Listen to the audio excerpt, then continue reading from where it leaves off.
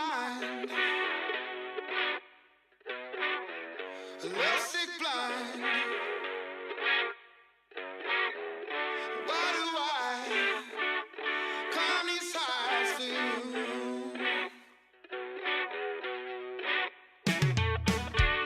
Twisted muse always gets my shit confused. What's a man have to prove? Do I have to walk the night for you? Every mountain I've climbed, there's a valley low.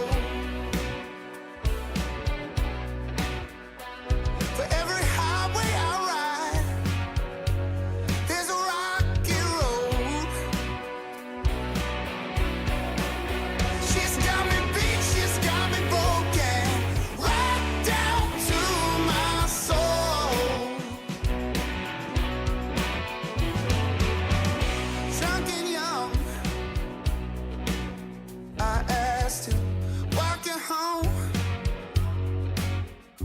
but an aloof response had me on my own without you.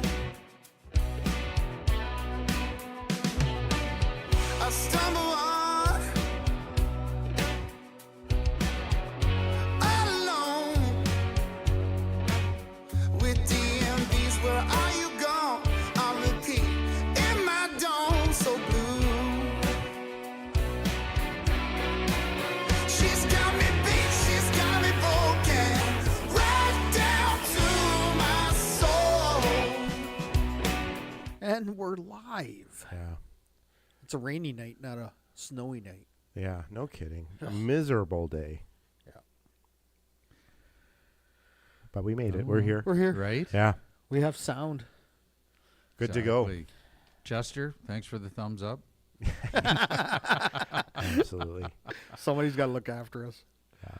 Welcome, everyone. Armchair Chirpers to you coming from the world headquarters of Reboot Repair at 155 Erie Street. Our great friends Dylan and Cameron are offering Stratford's best computer support and services, personal IT solutions, hardware, software repairs on site. Actually, Dylan was just here to do Dylan an just went on-site to- just went- before yep. we went to air here. Yeah. Listen, these guys will take good care of you. And on December 21st, they're going to be celebrating 1 year of bricks and mortar down here at their world headquarters. So we'd like to just congratulate them once again on a great, successful first year. And they look forward to many years in the future of doing business locally in surrounding areas. So hats off, guys. Congrats, boys. Yeah. Good job. All right. Yeah. Has anything happened over the past few days? Yeah. Yeah. It's just been a busy weekend. Yes. Busy weekend. 'Tis the season. Yeah. We're getting into her. Yeah. Got under Absolutely. 10 days left till Santa Claus comes. Yeah. She's not far away. Yeah, I got a We were- return to sender on my note to Santa, Yeah. I guess. We were- Canada Post. We were out Saturday because we had some time. Figured we'd get the Christmas shop done. My God, hockey skates are expensive for 3-year-olds. Oh, yeah. Jesus, I gotta buy 2 of them. Like it's 2 stupid. pairs. I gotta buy Yeah. 2 pairs. Yeah. Yeah. God, but Unreal. we did get a nice set, and I wish they had them like that when I was younger. Velcro laces and everything. The Langes. The old- The old the old molded tube blades. boot. Yeah. The tube blades. Oh my gosh, that's going back a little while. Yeah. But anyways, lots going on. 'Tis the season, and we really thank you for joining us this evening, everyone, on YouTube live at 5:30, and also for you who will listen afterwards on your favorite listening platform. We always appreciate your support. And I guess we'll throw it up in the air. Where do you want to start there, Mr. Les? A viral story out of Ottawa Saturday night. The e-bug goalie. Oh, geez. So Forsberg got hurt earlier in the day, I guess just after morning skate or something, and so they had to call in the e-bug goalie. This Ethan Dietz, I think his name was. He was going to the game anyways, but they got stuck in traffic. And if anybody that's been And it to wasn't Ottawa, Toronto. yeah, anybody that's been to Toronto or Ottawa and going to an Ottawa game, the traffic is horrible. Yeah. It's just horrible. Off so the highway. they were about a kilometer away. And he said to his girlfriend, he says, I think if I grab my equipment, I can beat you there. So he gets his equipment out of the car, and he starts booking it down the highway. Saw The that. opposing lane, nobody coming. He blew up TikTok apparently too. Yeah. The video's there, and he's wearing a autographed Josh Norris jersey. Got to support the team. He got about what'd they say, about 300 meters away or something, and these fans picked him up and drove him the rest of the way to the rink. Good for Crazy. him, though. Yeah. Good for him. Story to tell at your local watering hole. Yeah. Wasn't a similar situation in Calgary? Was it Calgary Yeah, where the Calgary, two yeah. guys were Booking it called down up the and road, yep. booking it? Yeah. That's hilarious. That'd be hilarious. Just videotaping along. Look, I think that's the goalie for the Senators there. And it's funny. Like he said, he goes, I had the Senators jersey on because we were going to the game anyways. I borrowed it from somebody. And he said, I wasn't changing before I left. He said, now it's all over the place. I'm wearing a Josh Norris autographed jersey. Because what is the policy? You have to have a third goalie in the stands Yeah. after that fiasco in Toronto Yeah. with the Zamboni Yeah. driver. Yeah, there right? has to be a third goalie that plays. I wonder, do you have to pay them? I to be think on they standby? do. I think most teams they get a ticket to the game, Sure. and food and drinks Right. or whatever, right? And that's the Yeah. way they do it. Like Yeah. That would make sense. that would be great, like, For honestly. sure. And if you never get called in, you never get called in. So they were asking him after. He said something about his jersey. He said, "Well, they told me I get it at the end of the year. I get to keep the one with my name stitched on it and everything." He That's says, pretty cool. Because if they ever need to use me again, then Right. because And they have a it's rotation. ready. Some teams have a rotation of 3 or 4 goalies Yeah. that they'll use as their e-bugs. But that goalie is good for either team, is it not? Yes, I think they have one goalie, but Per- for either Yeah, team. yeah, he can play for either team. Right. I right. remember after that fiasco you're referring to, Razor, in Toronto, and they had Brian Burke on, and he wasn't there in Toronto at the time, but they said to him, like, why wouldn't you just carry a goalie with you, like in reference to what we're talking about, your third goalie? And he goes, with Berkey, he's like, why the hell would you pay someone $80,000 and he might not even play? That's against your goddamn cap and all Right. this stuff, the way he talks. Yeah. Yeah. And it makes sense. I mean, you'd rather get him a game ticket and a slice of pizza rather than trying to put them on a payroll. And like a lot of the e-bug goalies are university Yeah. goalies. Right. Except David Ayers. Except for David, the Zamboni driver. Was it now Zamboni or Olympia driver? I wonder. Zamboni. I don't know. One time, I think it was L.A. and maybe one other city that actually had Olympias. For those that don't know, they are two different machines. Zamboni was in like They work in the same way. it's like Skidoo and Polaris. Yeah. You don't say I'm going to go out Polarising, right? Like it's Well, you politely corrected Miss Tara Sloan there when she Right. was calling it the Zamboni. You were well, offended, in my head, but of course, I'm no dummy. I'm not going to call her out in person, but in my head, I had to Listen here, clean dear. her up. But Oh boy. But yeah, that's that was. I don't think you'll ever see that happen again. That was such a No. fiasco where David Ayers ended up strapping him on. and I won't say it was a bad look for the league. It was just not ideal. Right. Right. They had to do what they had to do, and it just happened to be against Toronto. But to have that in a professional league, Right. it's just not a good look. Well, and to make matters worse, he ended up winning. Right. Right. And then Yeah. if you ever see the after game where he comes into the room and everyone's quiet, like ignoring him. Yeah.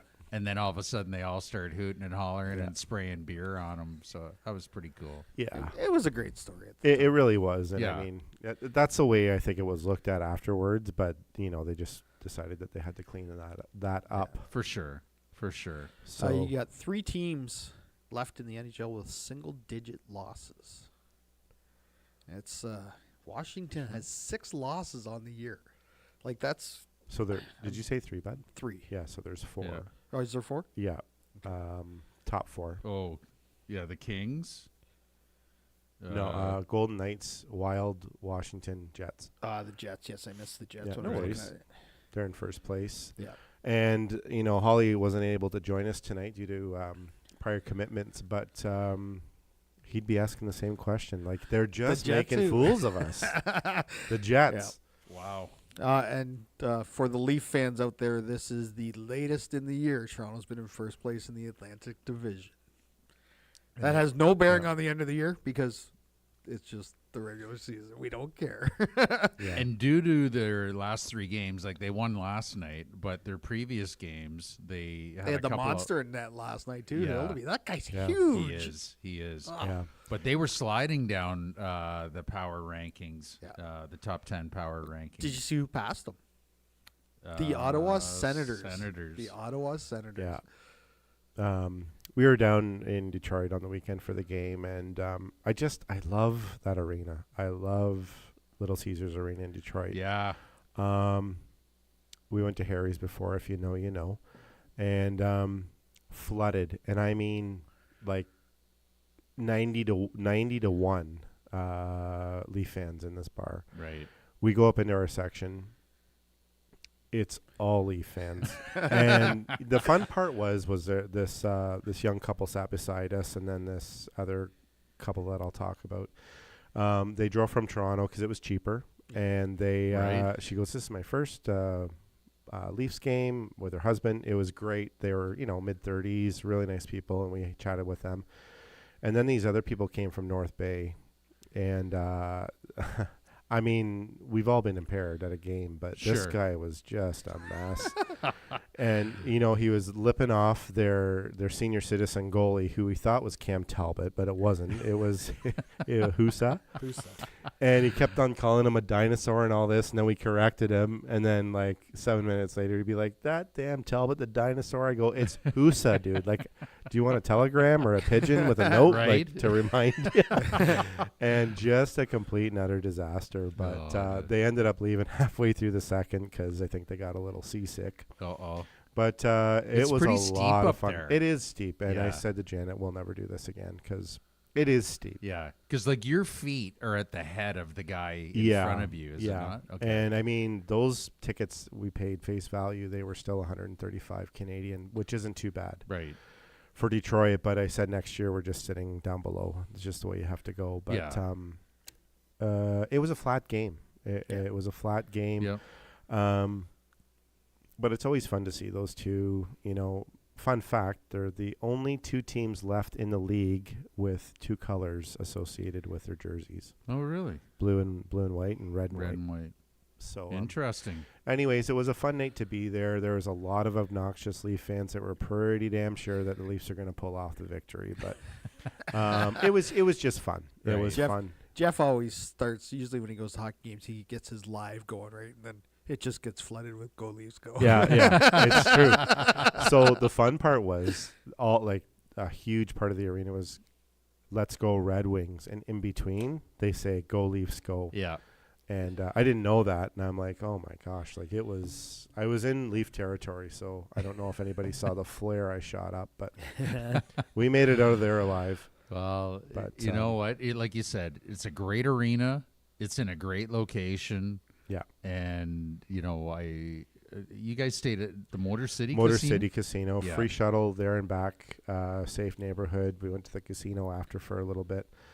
There's tons of listeners, and including probably yourselves, that have been down to Detroit. I love it down there. It's so such a good. great I spot. usually go to the Greektown Casino, Sure. stay in that area.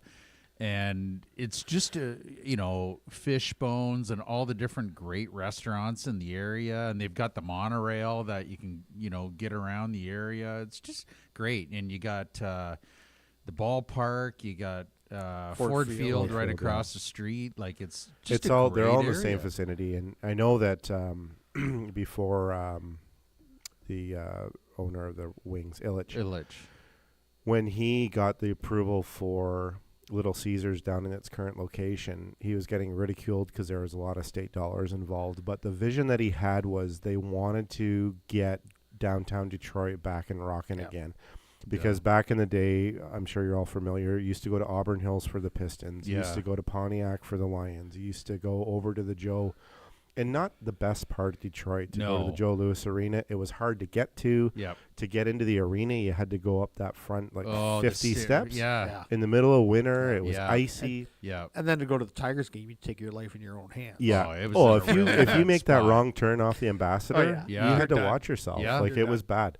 So huge kudos to Mr. Illich. He's done a great job. They still just recognize him as an ultimate icon in that city, and it's well deserved. He's done a really nice job. It's all within 15 to 20-minute walk. Now, it was also extra busy, Detroit, Saturday night, because the next day was the Lions and Bills. Right. So lots of football fans there. And, I man, can there was a imagine. buzz. Oh, I It was could imagine. fantastic.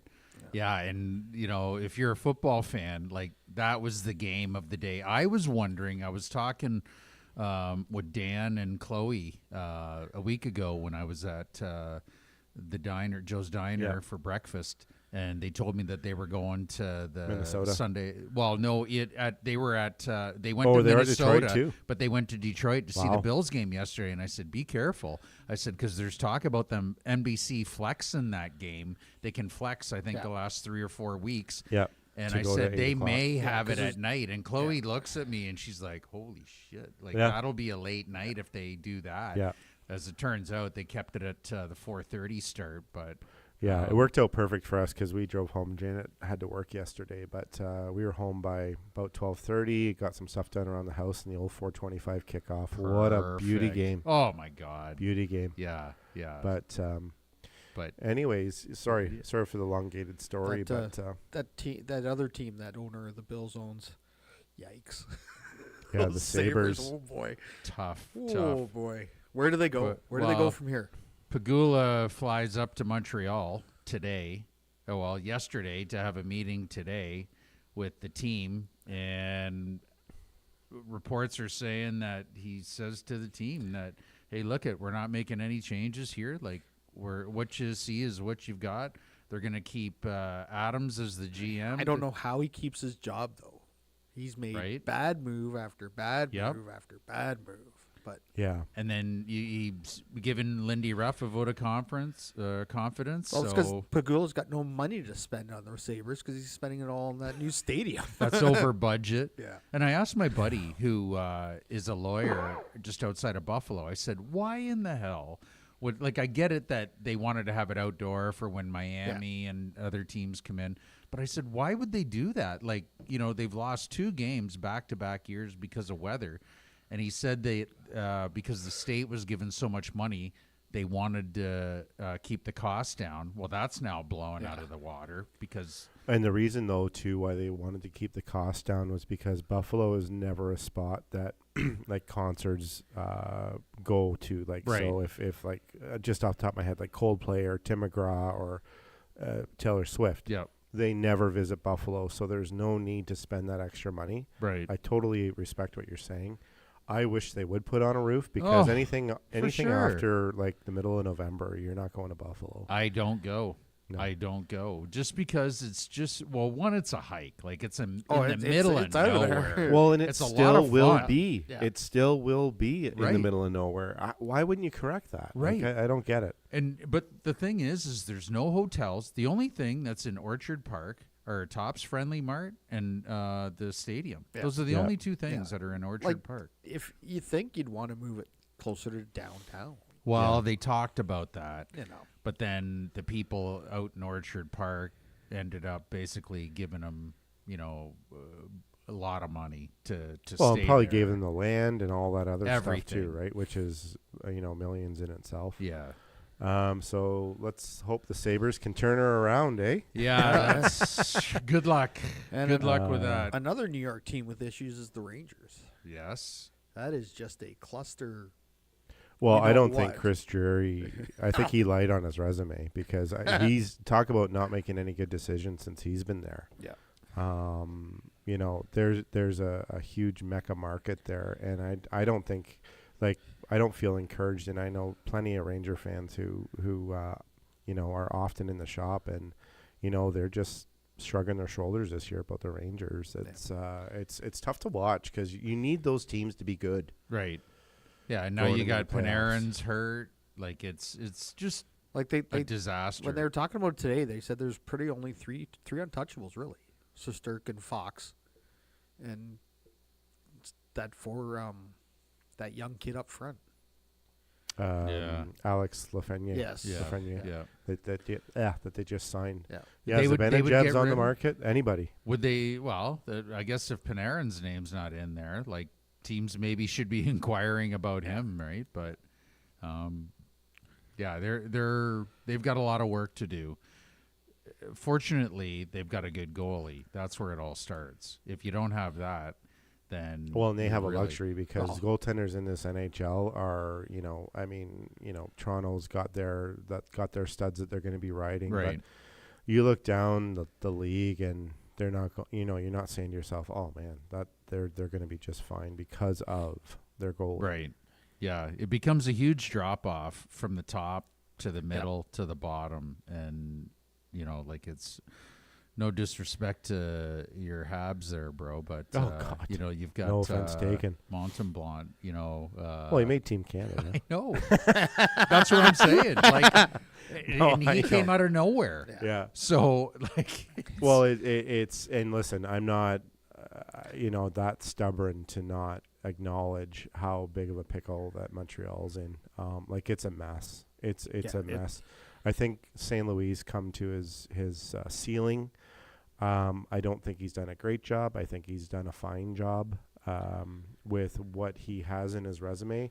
But when they're behind 4-2 going into the third period and don't understand the shutdown or don't understand this, and when they score, he's looking up into the into the roof. He's lost, and it's fair that he is. He doesn't have that resume that allows him, because what did he do? Well, he went out there for the third period and used to play 5, 6, 7 minutes and be a part of the solution. When you're on the bench, it's completely tough, and I'm not making excuses, but I really wish they would have got Montgomery, but apparently that ship has sailed into St. Louis. right. Has Ken Hughes worn out his welcome in Montreal? God, no. Absolutely not. No. Him and Scott Gordon, they've been doing just, you don't hit on every single move you make. Have they made mistakes? I don't know. Kirby Doc hasn't worked out. Josh Anderson hasn't worked out. I mean, these are just fundamental things that haven't worked. They're taking chances. I like the Lange signing. He's looking really good. Yeah. Yeah, he is. Really good signing. I don't know why they don't bring up the young buck from the AHL to try out for try their goalie. I can't remember his name, Dube. Yeah. Dube, thank you. Yeah. But no, and that's a fair question to ask. Absolutely not. I think they're making some, they're taking some chances with some different moves, and I guess we'll see. It's a big sputter. I didn't expect them to be 30th in the league at Christmas, but here we are. And here's a question for you. When Yeah. was the last time we talked about the Jennings Trophy and somebody mentioned Toronto Maple Leafs in the same sentence? Right. I don't think I've ever heard that in my lifetime. What's the Jennings Trophy? Goals, goalie The- tandem. Oh, goalie tandem. goalies, Yeah. yeah.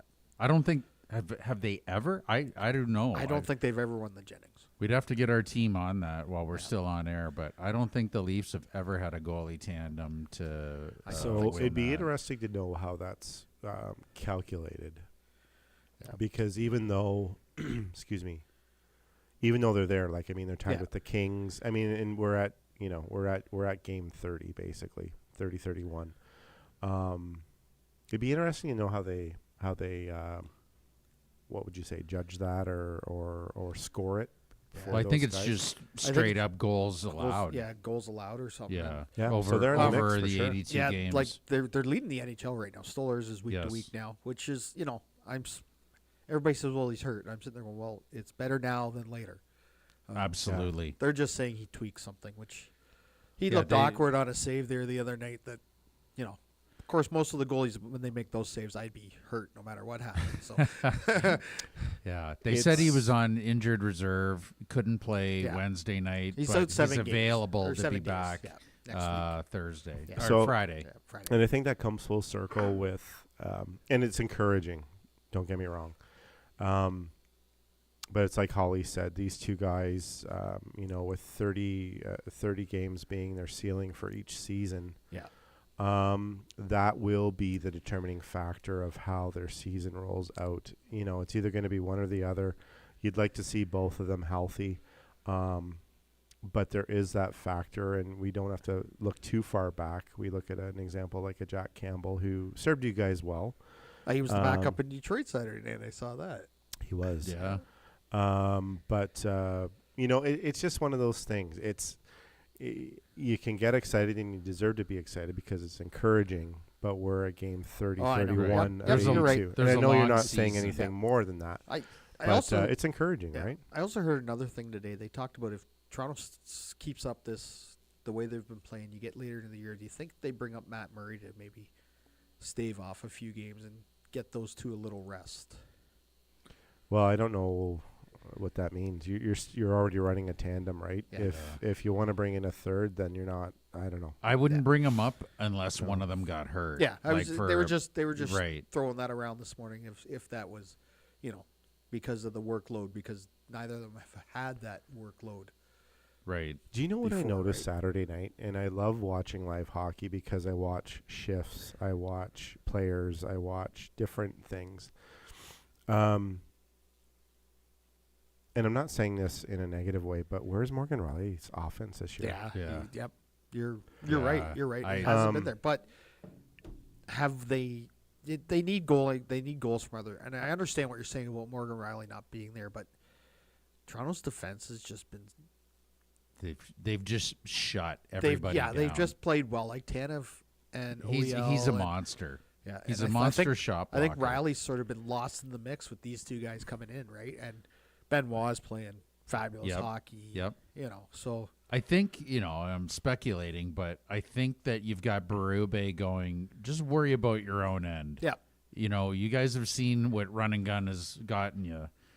Why not just worry Well, about even your own even end? the Leafs scoring is down, right? Yeah. For sure. Yeah. For sure. Which is I was listening to I don't know if it was Noodles O'Dog and Dave Hayes, but Brian Overdrive. Hayes. They were saying one of Berube's rules with the defenseman is you don't cross the red line before the puck does. Oh, really? So the Berube brand, and it's observation. It's extremely boring. It's extremely effective. And I think that's why you see, a lot of different examples of like players being more leaning on maybe their stats. Like we're not talking about crazy amounts, but you look at, for instance, like Matthews. I know he's been out, but his goals are down a little bit. yeah. Yeah, he's only got 10 goals. And, only what does that mean? Yeah. But then you see Tavares, who's been pretty quiet over the last little bit. Then pots a hat trick Well, last night. both the old guys helped out this weekend.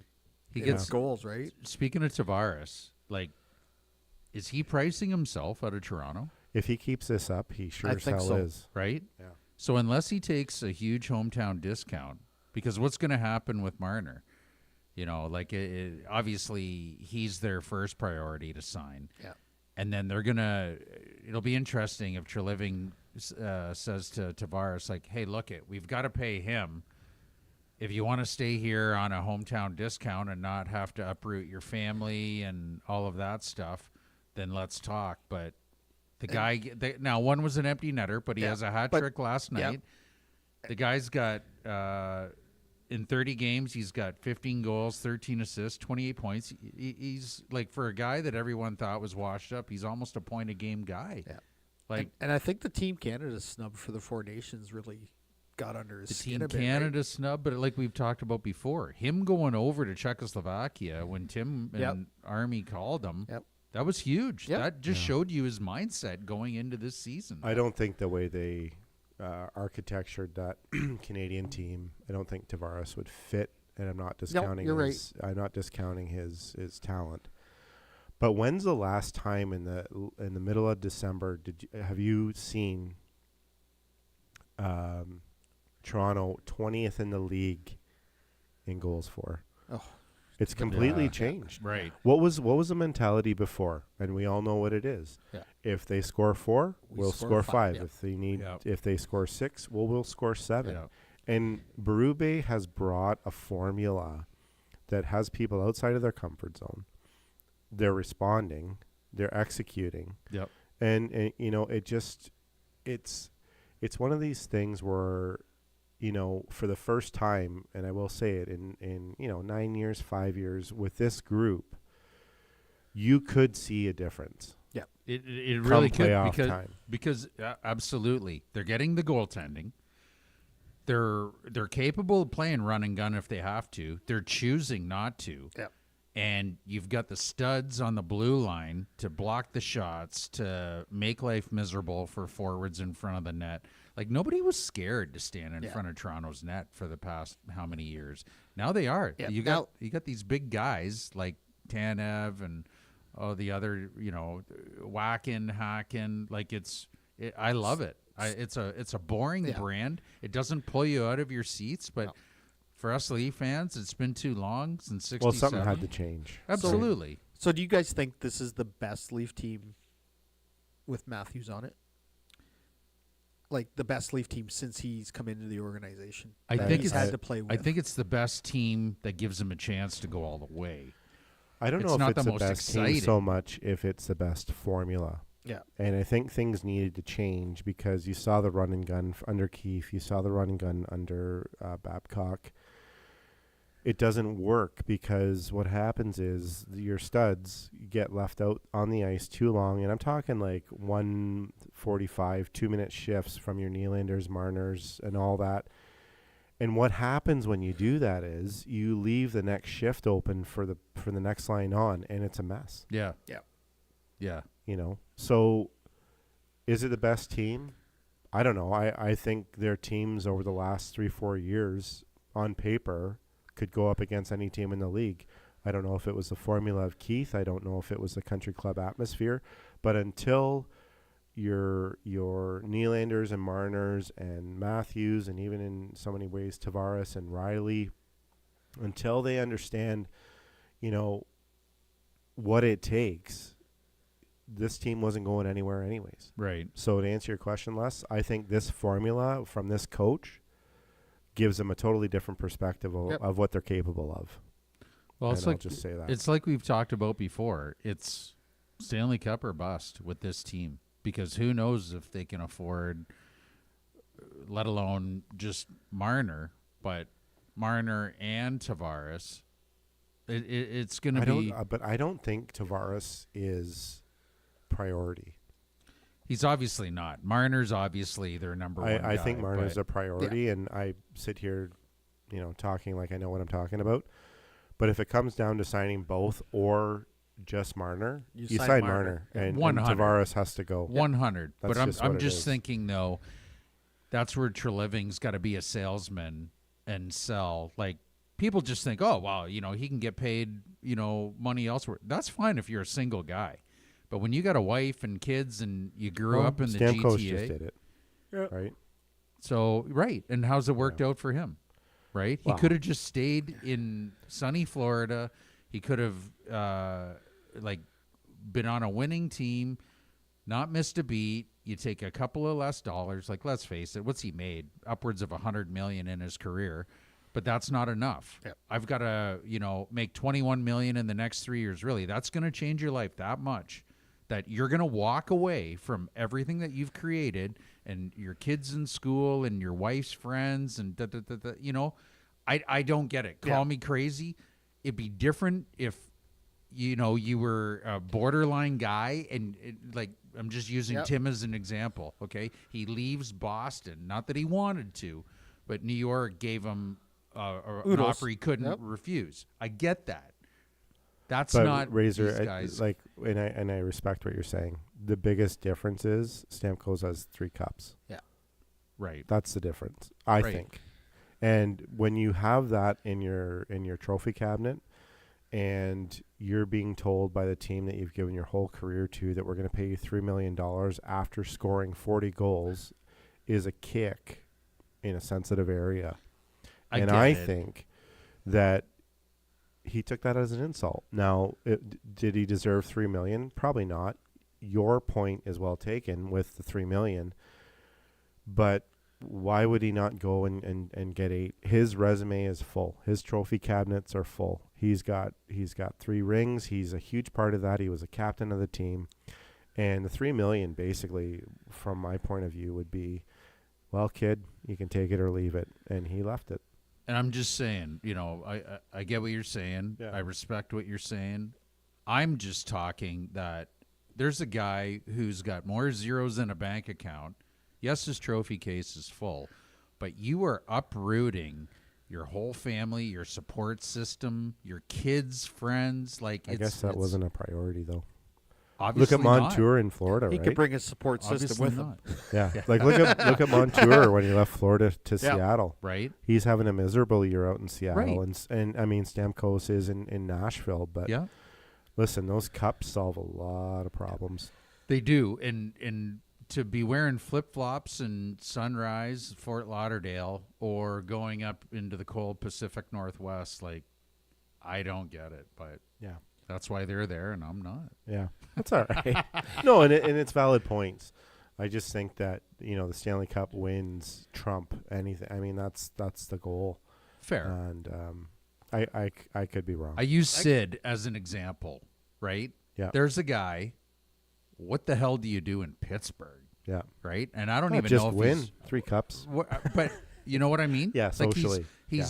he's ready to take less money to stay in one spot. I don't even think he's married with kids or anything. I think he's got a girlfriend, but I don't even know if he's married. I think he's married. Is he I married? think Is he's he? married. I think so. That's But- a good question. Actually, But the thing is, though, is that there's a guy who's like, look, I'm not going anywhere. You could offer me $20 million in Yeah. any other team. I'm not leaving. Yeah. He's made that perfectly clear by getting 8.7 every year after year when he's probably worth closer to 12 or 13. But he's just a guy who wants to win and values continuity over chasing the dollar. Yeah. But So I got another one for you guys. Have we ever seen this much parity in the NHL like we do now? We have overall from first to 16th is 10 points.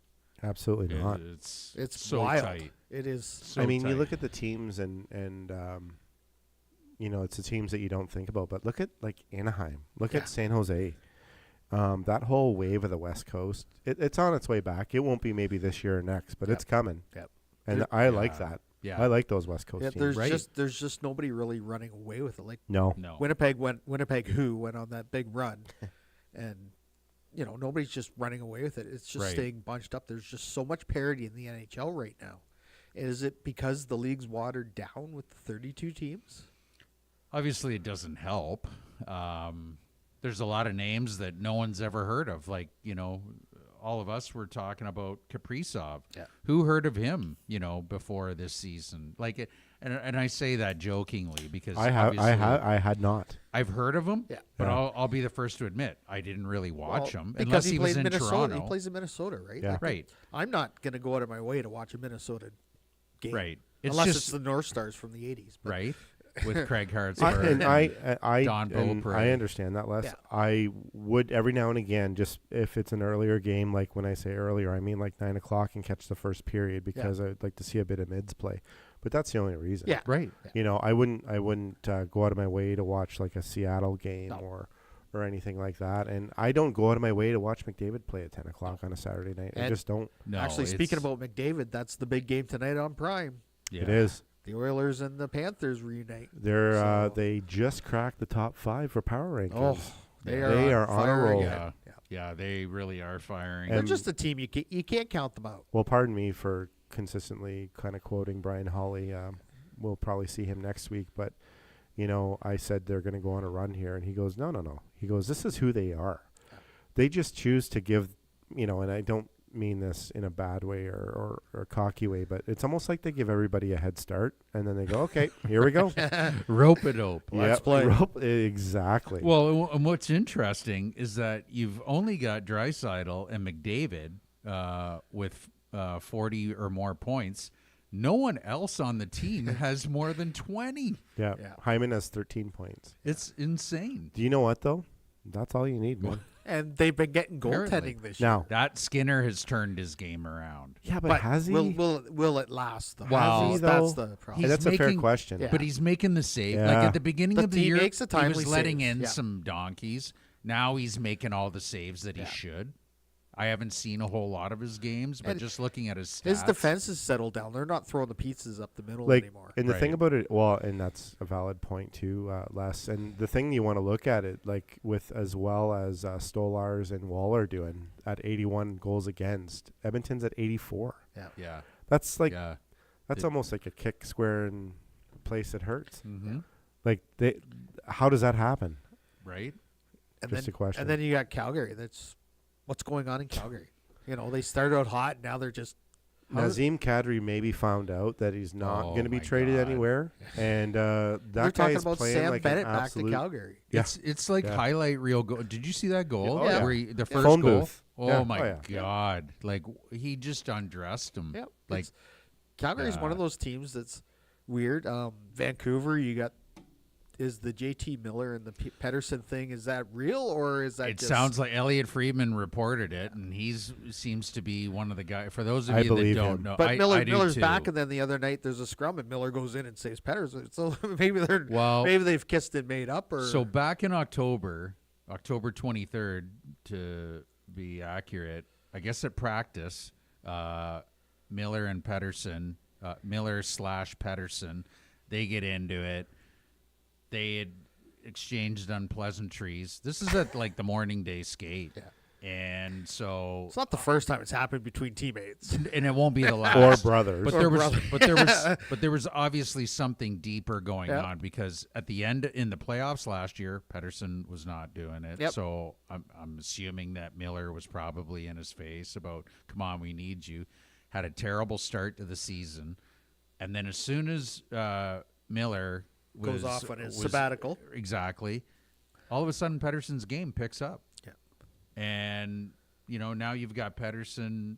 He's still playing not too bad, but Miller's now back with the team. And so that's interesting to watch. But the one thing that really had me sad was reading about Robin Leonard, Yeah. from Vegas, who's just really in a bad spot. And I was so glad that Elliot and McLean brought it up about what he's been tweeting on social media. That guy is in a dark spot. From what I've read, he's had to declare bankruptcy. He's mismanaged his money. He's, got a lot of things going on. It's just heartbreaking to see a professional. Yeah, It's heartbreaking to see another human, let Fight the alone demons, somebody yeah. who's in the public eye, having to fight these demons. And Yeah. I'm not going to get into all the stuff that he posted on social media. You can go and look at it if you want. But I was just glad that they brought that up, because speaking of that, at the Junior B game on Friday night, I was talking to a few guys that were mentioning how much they enjoy the podcast. Yep. So thank you. That means a lot. It really humbles us that people take a liking and say every Monday at 5:30, I'm always interested to hear Yep. what you guys have to say.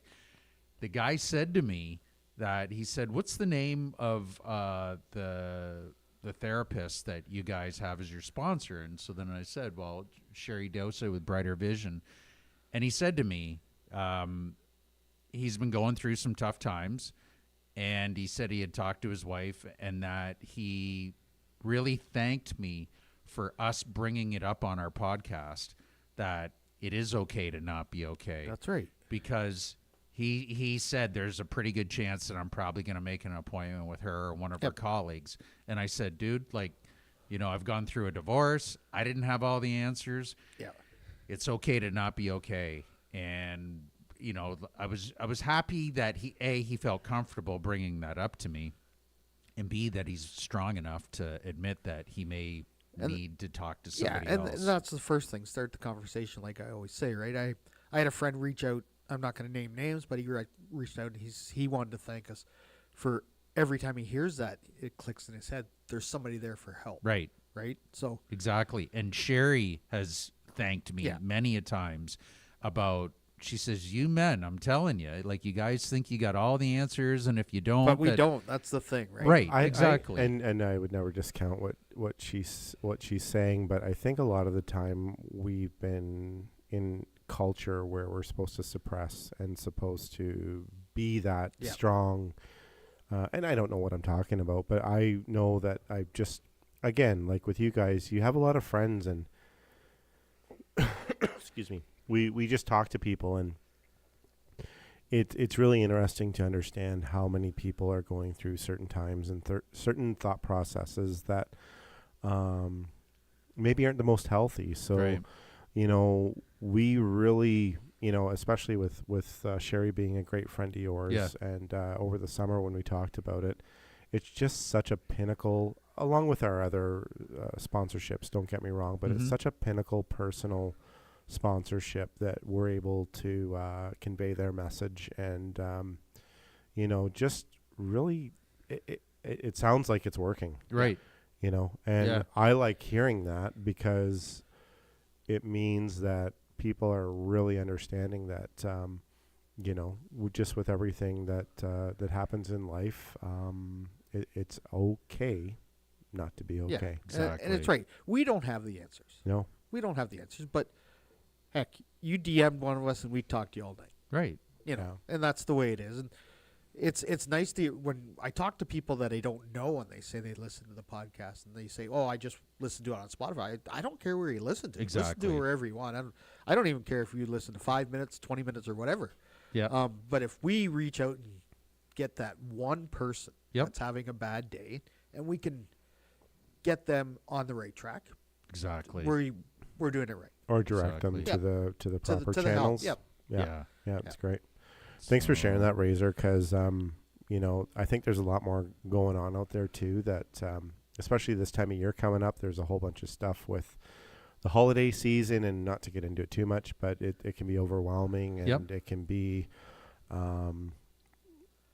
something that can really work on a person. Yeah. So, Well, not to sound like a professional, because I'm not, but I'm glad.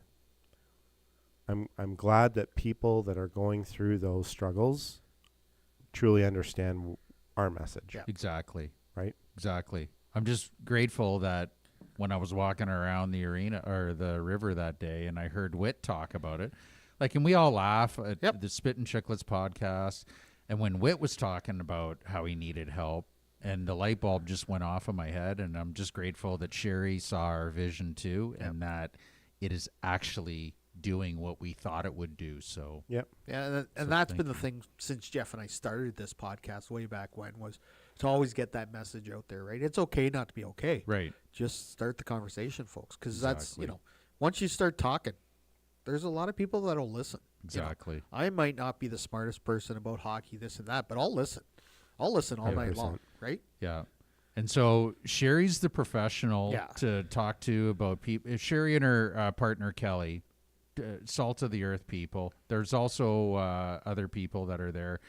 We are the guys, though, that if you need any hockey talk up in the Armchair Chirper zone on Saturday nights. So we are the specialists to be talking about Junior B, Irish, and obviously NHL stuff. So we're going to take a break. Yep. When we Got come some- back, it sounds like we're going to have to be talking about a huge win at the Allman on Friday night The there. Battle of Highway 7 is alive and well. Yes. If you missed it, You Shame missed on it. you. Yeah. So we're going to get into some of our wonderful sponsorships that we have. SBS Metals, metal fabrication with professional craftsmanship.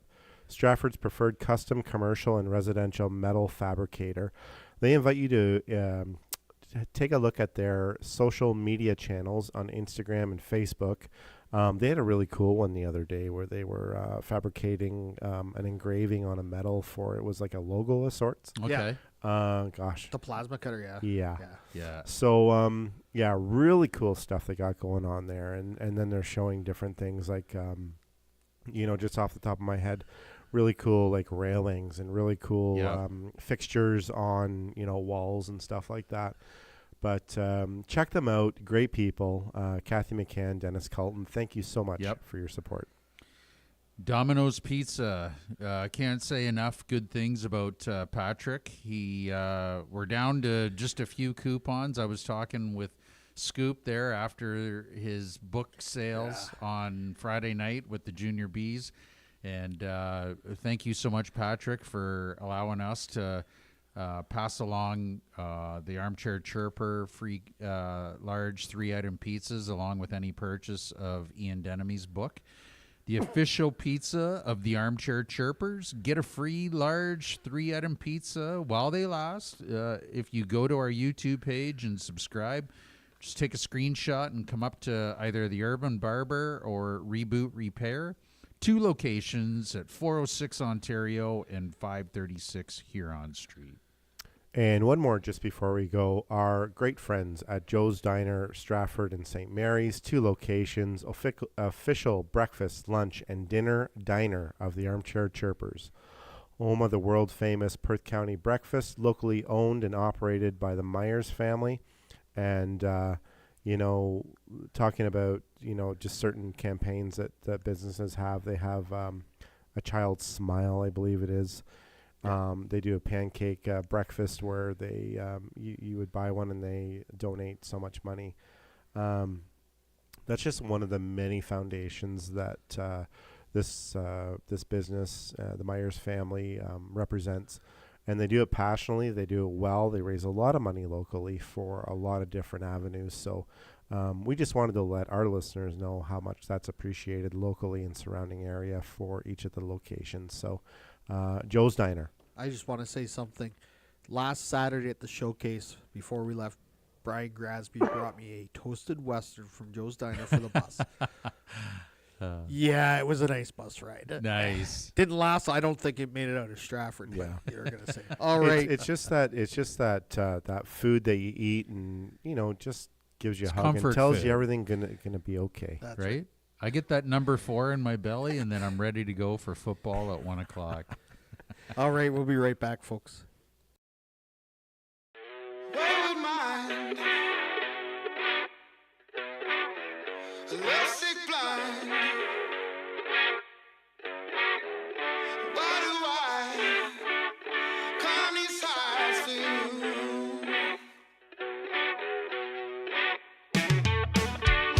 Twisted mule always gets my shit confused. What's a man have to prove? Do I have to walk the knife for you? Every mountain I've climbed, there's a valley low. For every highway I ride, there's a rocky road. She's got me beat, she's got me broken, right down to my soul. Drunk and young, I asked to walk you home, but an aloof response had me on my own without you. I stumble on, all alone, with DMVs. Where are you gone? On repeat in my dome, so blue. She's got me beat, she's got me broken, right down to my soul. She's got me beat, she's got me broken, right down to my soul.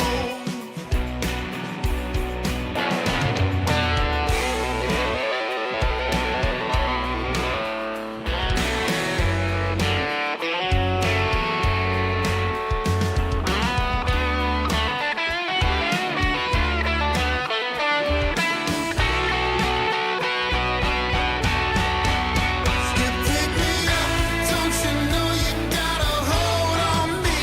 It brings me down in only ways that you can see. You keep me close, then you go ahead and run from me. And hit me up when you're lonesome and need company.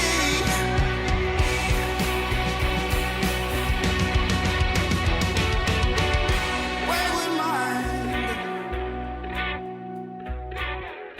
lost it blind.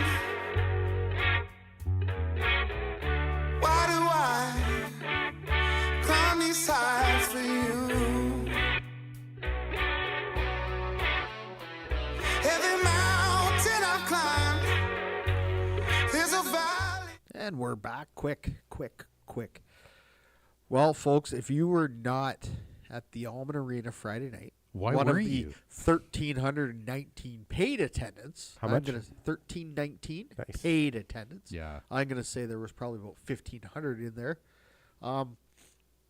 Boy, did you miss a We warned you. a true show that the Battle of Highway 7 is alive and well. I think it always was. It just the league never allowed it. It never allowed Yeah. As long as we're being honest. Yeah. Right. Clarkey was a big patriot for that, and they looked at him like he was crazy. Yeah.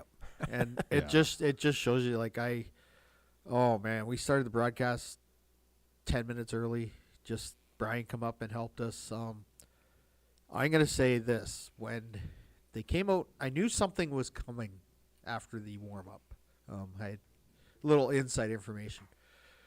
So when they came out in their Hunter Steel Blues, I was like, But when they came out to start that game in those red, gray, blue Colton Yeah. logo jerseys, I got the shivers all down my spine. Yeah.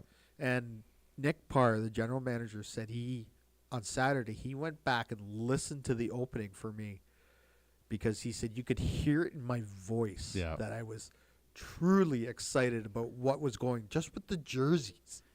Yeah. And I'm going to say they did an awesome job. It was hard for them to keep that a secret for a month and a half that they did.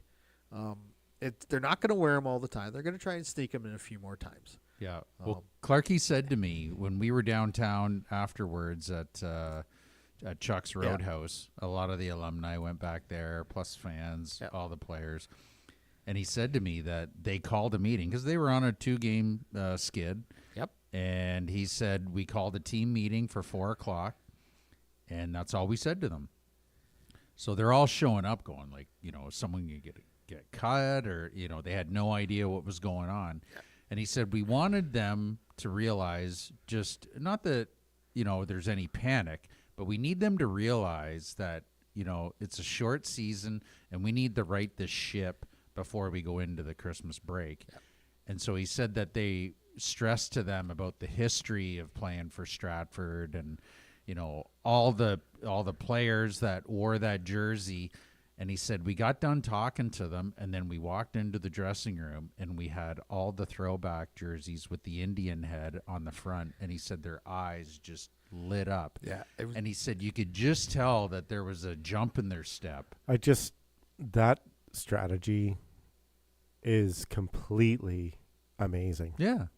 I love that. Yep. You just tell me that. I just got Yeah. chills. That's Right? so cool. Yeah. But you know what? To have them on the edge of their seat. Exactly. And these are great young players. Yep. These are a great hockey club. And, it's just, and I've gotten to know Clarkey really well, but just his poker face, it's like, shit, man, what are you thinking?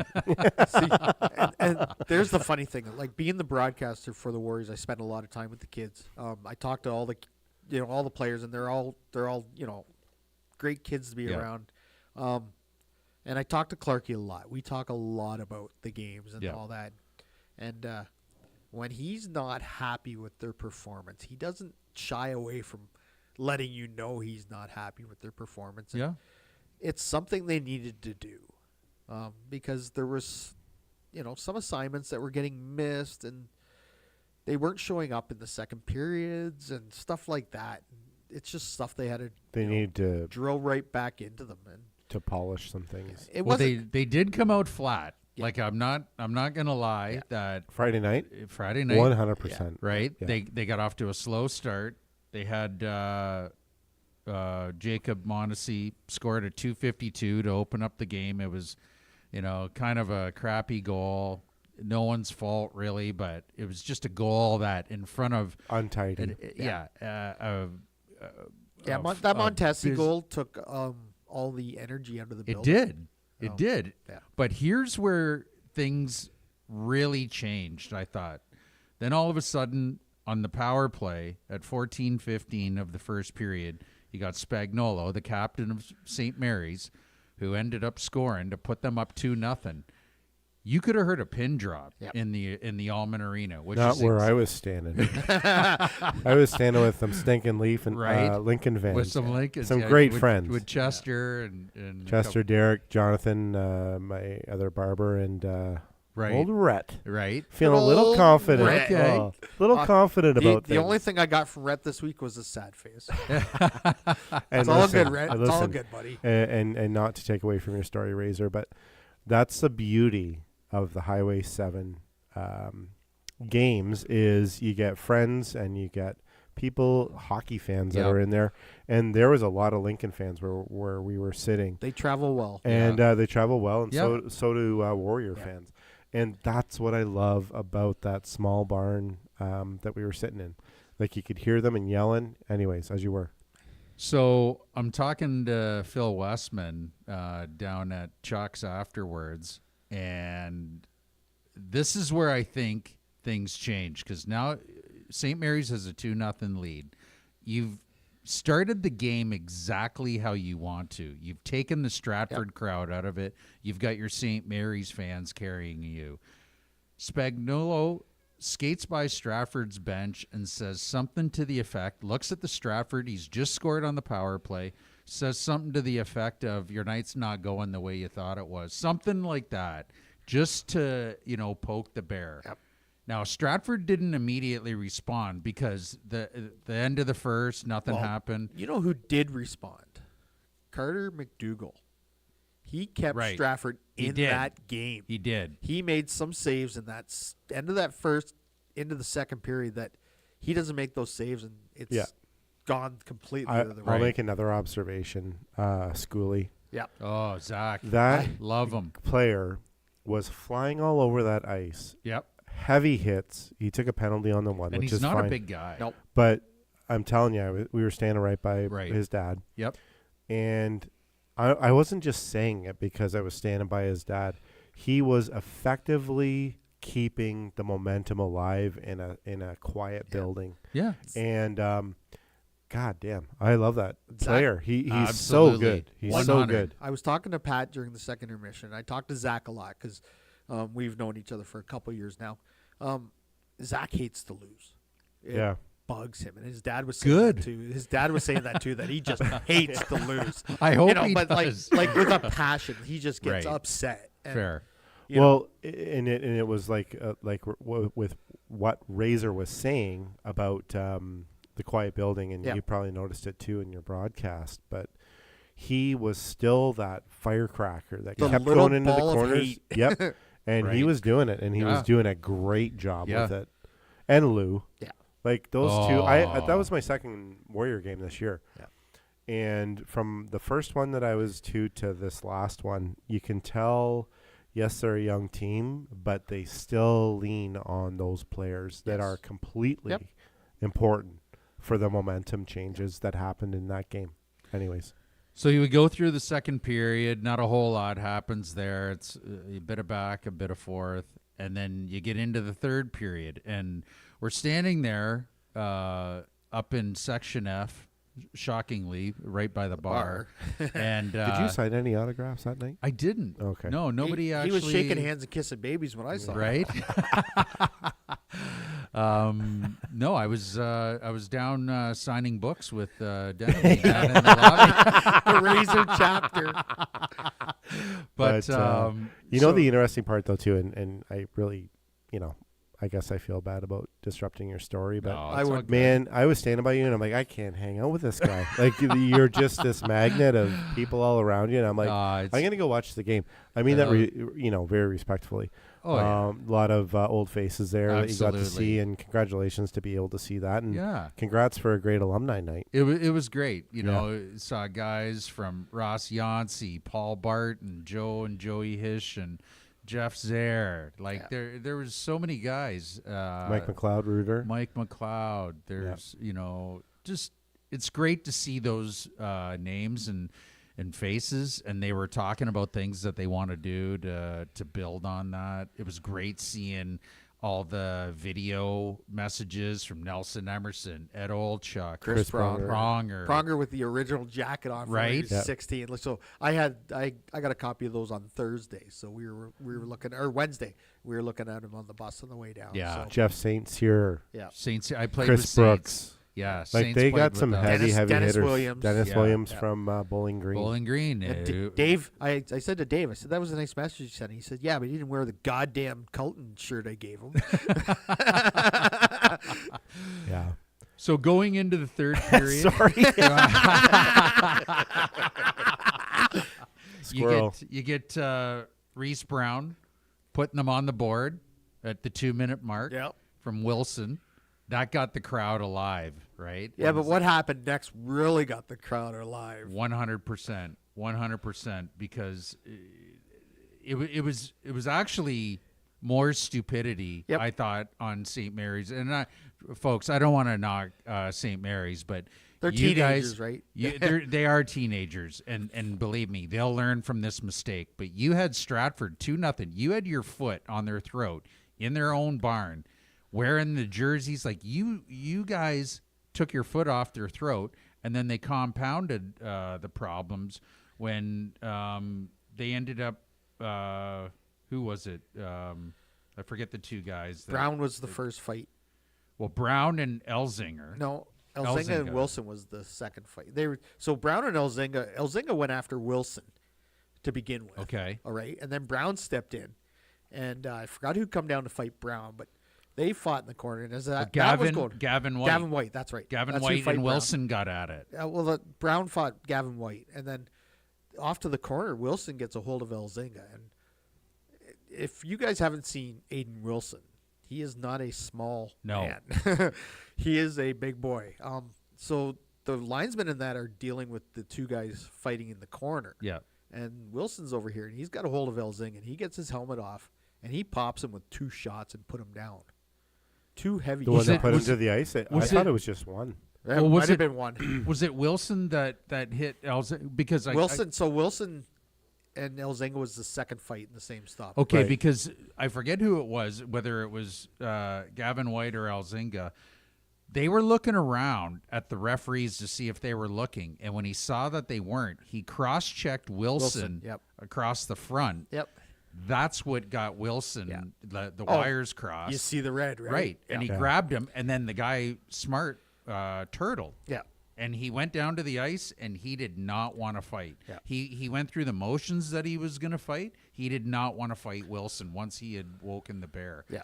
And you're right. That turned everything around because it was 2-1 at that point for St. Mary's. And so that little, melee. Donnybrook. Yeah. Yeah, Yeah. 12-22 remaining in the third period when that happened. And Because so- it was quite a delay because as they're cleaning up the equipment, Yes. St. Mary's guys are starting to shoot the Stratford sticks all around the ice. And Aaron Green goes in, and he has a few words for the other guy. And- for And St. then they Mary's. interlock. And they interlock. So then the linesmen, Yes. as the referees are at center ice trying to figure this out, what happened, before. So then the linesman going to stop that one. Well, then Cole Lewis has got his hands on another guy that's decided, hey, I'm going to get in Lewis's face. Well, Yeah. But then you've got Julian Stubgen, Yeah. who gets a 10-minute misconduct for inciting his opponent. Well, like, what are you doing? Yeah, Green got 10 minutes too, so they were offset. Okay, so, because but- they were the twos. They're just trying to calm things down. Yeah, they were. At that point, O'Brien, the referee, and Whaley, the other referee, they were just trying to get a handle on it. Because if you noticed in that third period, they came out and let them play. Yes. And Junior B, that can be a mistake yeah. to let Which teams play yeah. because if you don't keep a handle on it, things get out of hand like they got out of hand. The general was quite upset because he doesn't like that kind of hot. And the fact that you're going to lose Aiden Wilson for probably 3 games because he's got second stoppage and then instigator. So I think that's 3 games in total automatically Right. anyways, right? For But what that he did, though, that changed- was worth that it. was. changed the momentum. Yeah. So then the biggest thing you get later in the period, and we're about 6:37 remaining, and Drew Hodge has the puck behind his net. Now this Drew Hodge kid, he's played well the last 3 weeks, and he comes out front to fire that puck a long pass, and it sticks on the ice for him, right? And then all of a sudden he turns around. Well, all of a sudden Chase McDougall has this puck going in on his brother. and he gets a shot away, but then he gives his brother a little extra shot. So I'm up there calling, the McDougall brothers are squaring off down here because they weren't happy with each other. They were pushing and shoving, and then all of a sudden you got Stratford going back the other way, and Hudson Binder's first goal of the night, and this is a shot, and he just beat. So he's coming. He goes down. He's a left-hand shot, and folks, if you watch the video, for all you young guys, those two goals, the tying and winning goals by Binder, were like textbook plays. And I remember Tim Taylor telling me, it was funny because the defenseman for the Irish, Hall? Henderson? No, I think it was Hall, the big guy. And, so he did the curl and drag, had to beat, one or two guys, and he was lucky that it worked out because he curl and dragged, beat two guys, then beat the goalie, scored a beautiful goal. I'm telling him to shoot it. Then you get Binder coming down. It's 2-1. He's coming down the left-hand side, and he's got the puck out, but he does that quick curl and drag, uses the D as the screen. Yep. And he ends up letting Twisted Wrister go. By the time Booth Husego, Husko, by the time he picks it up, it's in the back of the net. Just to give you guys an idea of what happened, we were watching the McDougall brothers go at it in the Stratford zone. Right. And then no sooner do you turn your head and Biner roofs it. Yeah. What a busy shift. I posted my call of that goal because I'm sitting there looking. I am looking to my left, watching McDougall, and because I had talked to those two quite a bit about what their mom had said. Like I asked Chase before the game, "Did you go?" He goes, "I went home for dinner." He said there wasn't a lot of talk around the family dinner table. He said, "But I went home for dinner." So they were going at it, and there was a lot going on. There was a lot going on. All of a sudden, then I just turn my head and I see that puck going in the net. I'm going, oh my God! I had to figure out who scored the goal first, and then I noticed it was Binder. But that was the turning point of the game. And who got the assist? Schoolie. And so that. Now you've got the crowd electric. It's a 2-2 game with 7 minutes to go, and with a little over, I think it was 2:34 left in 2:35 mark. Yeah, and so goal. Then Binder again unassisted. Yeah. Hudson Binder, another beautiful shot right up and over the shoulder. Yeah, it was over his blocker's shoulder, and he picked that corner. And so this is the shot that everybody's been telling us about. The scouts, when I was talking to some scouts at the showcase, this guy had scouted Hudson Binder out in Saskatchewan. Okay. And he said if he gets his feet under him and gets that shot going, look out. He could get on a tear. And that's the shot we've been waiting for. And man, it's just such a sneaky shot because as a goalie, when you curl and drag it, you're moving it 2 or 3 feet. So as a goalie, you're setting up, you see it, and then in one quick motion, he curl and drags it, and now so you not only have to move to make that adjustment, but now you're having to pick it up through the defenseman's legs. Kids, you don't need to beat every guy. Yeah. Use them as a screen. Not every goal, needs to go through 5 players because those were 2 back-to-back textbook curl and drags, and like you said, that second one over the shoulder of the St. Mary's goalie, he had no chance. No. Something I observed there was St. Mary's is a hell of a team. They are. They're very good. They're very They are veteran-lated. heavy team. Yeah. They're a heavy team. And I know that we know that, but I had, a lot needed to happen for that game to turn around because St. Mary's is just unforgiving in the corners, out in front of the net. They punish. There's lots of different ebbs and flows of the game, but I was really, really impressed with the Lincolns. I'm going to say one thing. St. Mary's had played Thursday night against Listowel at home. And tuned him in 5-1. Yeah, but there was an incident late in the game where Wiley Burkett of Listowel goaded Ryan Cornfield into fighting with under 10 minutes to go. So Cornfield was suspended for Friday night's game. Ryan Corfield's a big winger that could have been the difference in that game. And I thought St. Mary's might have got a little tired there late in the third, too, coming because it was. But it was a heavy game, Yeah. too, right? Yeah. It was. Really? Yeah, it was a like the listable game Thursday night. The score wasn't indicative of the game. We talk about this all the time, where the score doesn't actually give the true picture of the game. Right. because It was a 5-1 game, but they paid physically Right. in that game because there was a lot of hits thrown in that game. Well, it's like you look at the final score. It's 4-2. Yeah. But in reality, that was a 2-2 Well, it was game. 3-2. It was 3-2 It was with an 3-2 open net, right. right? Hodge gets rewarded with the empty netter. Yeah, which is, And with that, after Stratford went up 3-2, they were in deep because they take a penalty late in the game. St. Mary's pulls their goalie, and then it was just unfortunate that the St. Mary's defenseman made a bad pass in the neutral zone, and Hodge just one-timed it. And it's 6-on-4, but with the guy in the penalty box, that means you can fire at that empty net exactly. all You got a want. free pass to because you're let not it going to go. get the icing, right? Exactly. Sometimes Exactly. sometimes maybe it might be an advantage for the penalty killers with that 100%. penalty, right? Yeah. Because you could just fire that puck all you want. So Yeah, absolutely. It was great to see it. And full kudos to the Links, like the class act organization. Oh, yeah. They are. And I was, like I say, standing with the people that we referred to. I bet you there was 400 St. Mary's fans there. Oh, probably. It was Like you say, if it was 1,500 like people. Jeff Golsack. He was talking in the office, one of the executives for the Lincolns, and he said he got there at 6:25. He parked by the festival. I said, I told you. Yeah. I said, Right. if it's going to be a big night, you better get there early. And, we look forward to seasons and seasons ahead. Not including this season. Yeah. But, So after Christmas, January 18th, Stratford and the Lincolns meet up one last time in St. Mary's, St. on Mary's. a Saturday night. Okay. There is a Joe's Diner chicken dinner Oh. before that game. For $35, you can buy tickets. At the rink At or the rink. It's okay. at the rink. It's okay.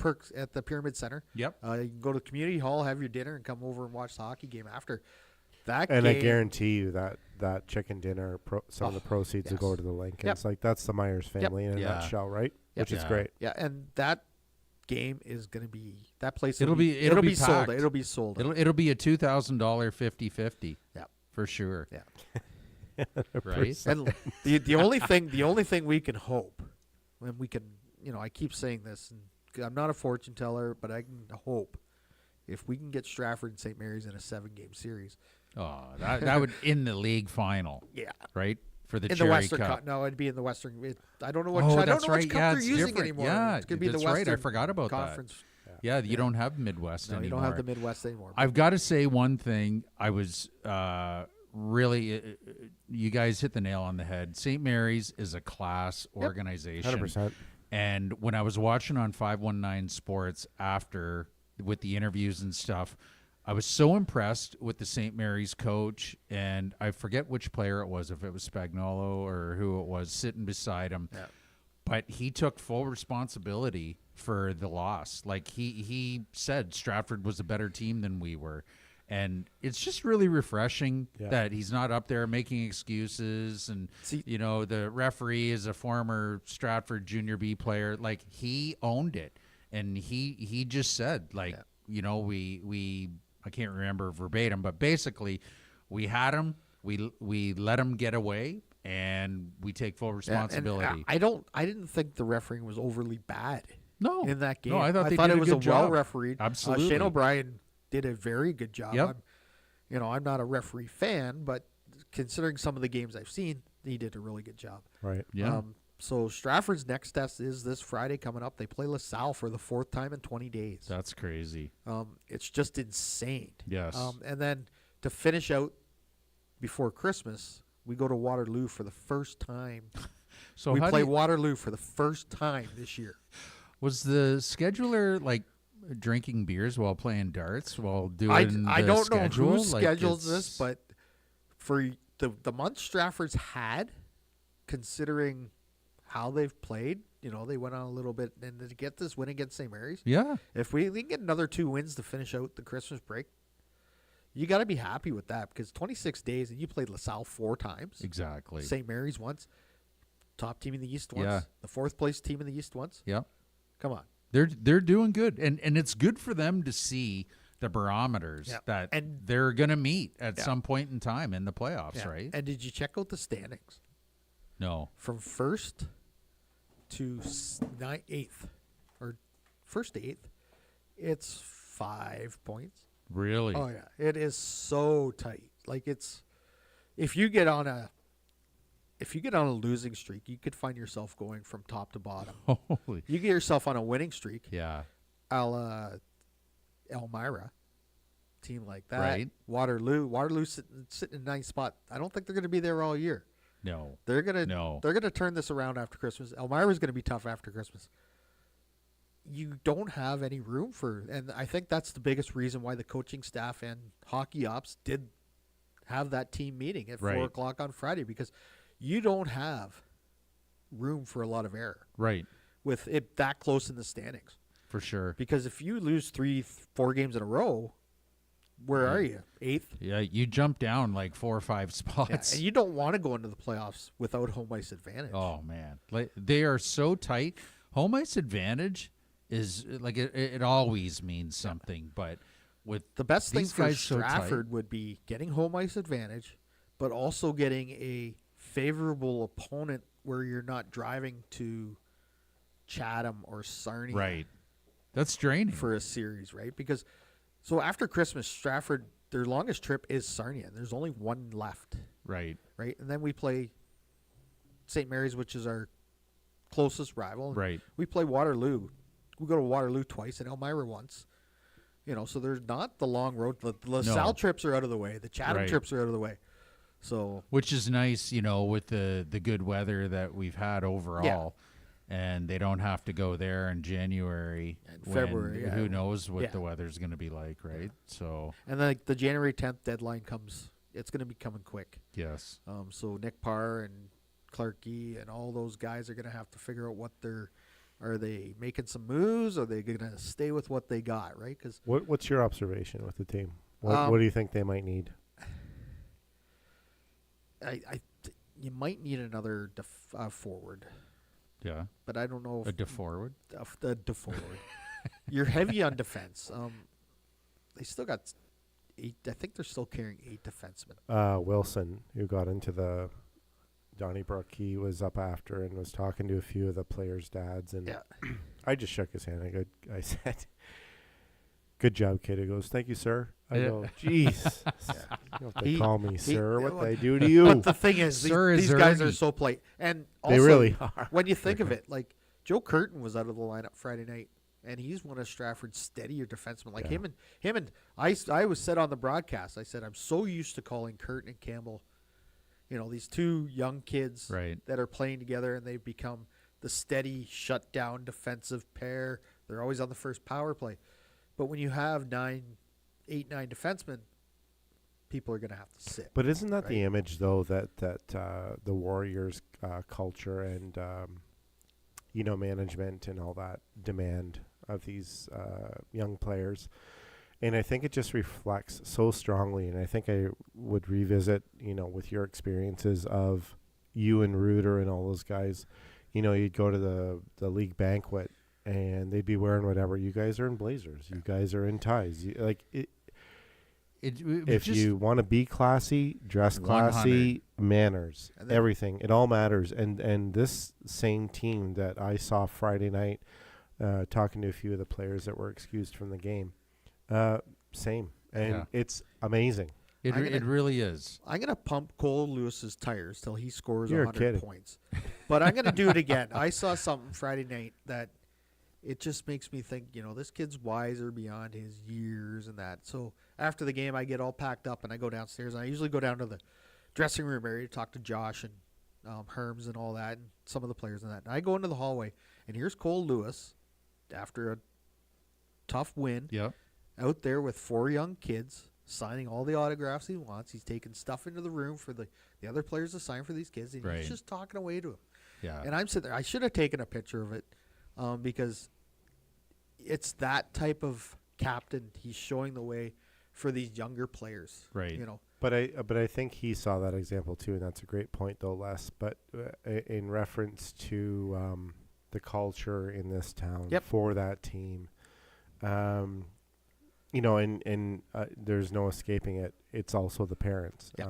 You know, 100%. Like Cole Lewis, he could probably have the worst game of his life, break his ankle, he'd probably still have a smile on his face. That's I've a never harsh seen him comparison.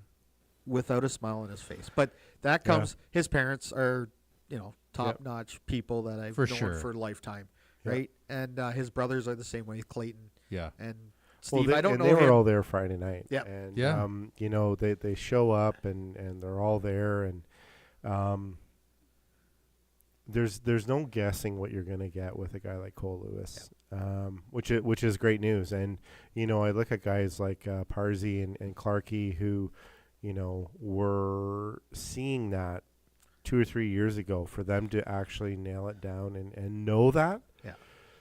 I think that hockey club is in good hands, because I think they're going to get to levels that they're looking for from when they took over to, you know, even 2 years ago to now to 3 years from now. It's very calculated. It's very encouraging. Yeah, because the way the junior B is now, you don't get a lot of kids that stay around long. 100%. Because It doesn't the allow way it. It doesn't just allow it. Yeah. Yeah. 1 to 2 years seems to be max. So this is Cole's 3rd year. He had 4 games in his, which would be his 4th year. But, you know, it's... I observe him, like, and I'm not trying to exaggerate here, Yep. but I see him enjoying every shift because he knows he's literally got 25 regular season games left. Right. Like all the kids, they just enjoy being at the rink. Yeah. And the way they jab each other is just hilarious. Can you sometimes. imagine, though, being from outside of this town and, you know, you being explained to you by, like, Captain Lewis or some of the other people that were involved and going, like, this is St. Mary's. This is our big, you know, nemesis. This is what we're going to do, and this is how we're going to do it. Yeah. Really? Yeah. Yeah. Oh, we might have had this back in your hometown, but it's even bigger here, times 100. Yeah. Yeah. Right? And you get that from some It's of the kids exciting. that have come from teams like Chase Furlong and Hudson Biner. They're used to those 18-hour bus rides. And, you know, you get on the bus to go to St. Mary's, and we'll be there in 15 minutes. What? You know? Yeah. With a roundabout. Yeah, we're all complaining about the 2-hour, 45-minute to LaSalle. They're like, this is nothing. Right. Yeah. You know. Yeah, no, it's like the guys on the videos said, all the local boys, Tim Taylor and all of those guys, that the Stratford Junior B team is our Toronto Maple Leafs when you're growing up as a kid. So kudos to Louis for remembering that he was that age at one time. And giving back to the and younger. giving back. Yeah. Right. And that's just the cycle that you see. Like when I can remember when I was that age, you know, wanting to get autographs like Paul Barton, Ken Chisholm, and then, you know, being able to, you know, do that for a little spell. Yeah. It's just good karma. Yeah, you know, putting a smile on their faces. This team right now, all the way from hockey ops, Jason Clark, all the way down to the training staff and everything, They've just done a s- fantastic a job. very well run organization. Yeah. The board of directors, Wendell Archer is just He's hitting man, it out of the he park. is hitting it out of the park with that merchandise. Yes. I heard numbers from Kevin Smith Yeah. that they've not only doubled, quadrupled, they are like hitting it out of the park. And they're getting some big orders. especially the Former Indian players, yep. head. Yes. Yes. And so kudos to Wendell for taking a chance, having a vision. Him and his wife for taking the bull by the horns and going out and doing it. Like, folks, bring it back. Like, it's just Well, and I think I said to you, Les and Razor on our group chat, with them wearing that Friday night is proof that it's not offensive. right. Right. Absolutely. It's a logo on a shirt. Yep. And I think that Clarkey's been in here too, and I will never speak for him, but that's just what it is. It's not offensive. In fact, it's a tradition of wonderful experiences by all these people who wanted to comment about the game Friday night, the old Chucks and the Prongers, and you have all these people who have some of the best memories of their amateur hockey career Right. in this town, including yourself, including a lot of people that you know around town. And it's like, this is what needs to be embraced in such a time where everything is absolutely, well, you can't do that. Friday night was an example of a celebration of tradition combining athletics with education. 100%. That's what it is. 100%. And, just to add to that, Clarkie and I are good friends with Kirk Marquette, who is an Indigenous friend of ours. And I straight up asked him, I said, Kirk, tell me, what are your thoughts about the Indian head? And he goes, I think it's great. He says, I think people have overreacted. You look at the Kansas City Chiefs, the Atlanta Braves. I think Cleveland Indians. I think people. Well, the Indians, they ended up changing the name, but No, I think that people the only two pro teams that changed were the Redskins and the Indians. The Chiefs and the Braves somehow. And the Blackhawks stayed. The Blackhawks, right? But the point I'm trying to make is that Indigenous people that I've talked to are not offended, and I think everybody's taken a step back going, maybe we overreacted here, and I think it's time. I think it's safe to consider bringing it back full time. So on those 2 goals by Hudson Binder and even Reese Brown's goal, did you notice the players coming to the bench? after Oh the yeah, goal. they were. And yeah, they're tugging yeah, on. They were. They're yeah. tugging on the logo. That was I awesome. thought that was great. I thought That was awesome. Really great. This is what we're playing for, boys. Exactly. Let's go. Exactly. Yeah. I do love it that they have their names on the back of the jersey. I Yeah. like that as a kid, as a fan.